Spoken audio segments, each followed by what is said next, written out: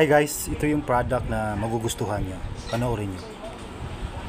Sa halagang 500 plus, magkakaroon ka ng itong rechargeable pressure washer. Kita mo naman na ang lakas ng buga, less gastos na, less effort pa. May kasama ng itong toolbox, manual, 5 meters hose at itong lagayan ng sabon, complete accessories with extended barrel, hose with filter basket para hindi sumama yung dumi, and itong dalawang nozzle, and of course charger, pressure washer, at yung inavail ko is dalawang battery para in case na malowbat yung isa, is pwede kong magamit yung isa. Mabilis nga lang itong i-assemble, tignan mo na lang at sundan yung video.